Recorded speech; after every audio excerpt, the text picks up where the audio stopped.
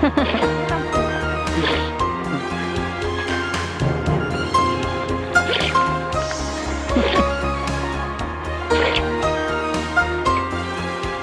его укусил кто-то.